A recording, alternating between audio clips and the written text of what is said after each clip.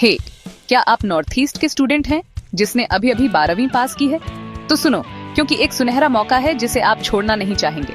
UGC ने 2025 के लिए ईशन न्यू डे स्कॉलरशिप की घोषणा की है।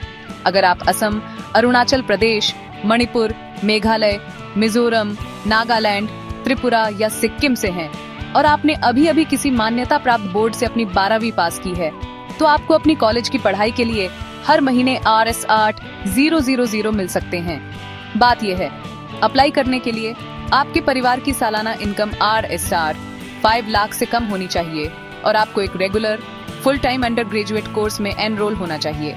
कोई डिस्टेंस या प्राइवेट कोर्स नहीं और कोई मैनेजमेंट कोटा एडमिशन अलाउड नहीं है। एप्लीकेशन प्रोसेस 100% ऑनलाइन है scholarship.gov.in पर और लास्ट डेट 31 अक्टूबर 2025 है। तो एंड तक वेट मत करना। आपको अपने सभी डॉक्यूमेंट्स अपलोड करने होंगे।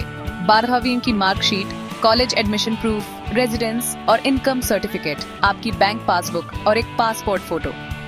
मेक श्योर सब कुछ क्लियर और कंप्लीट हो, वरना आपकी एप्लीकेशन रिजेक्ट हो सकती है। ये स्कॉलरशिप उन स्टूडेंट्स को सपोर्ट करने के लिए है जिन्हें इसकी सबसे ज्यादा जरूरत है और नॉर्थ ईस्ट में हायर एजुकेशन के लिए दरवाजे खोलने के लिए है। तो अपनी डिटेल्स डबल चेक करें, अपने डॉक्यूमेंट्स रेडी रखें और अपडेट्स के लिए हमेशा पोर्टल चेक करें। और याद रखें, यह आपके सपनों को पूरा करने का आपका टिकट है, बिना पैसे की चिंता किए। इस मौके को हाथ से जाने मत देना। जल्द ही अप्लाई करें और कौन जानता है, आप अपने रीजन के फ्यूचर को शेप देने वाले स्कॉलर्स के अगले बैच में से हो सकते हैं। O'Neill the best.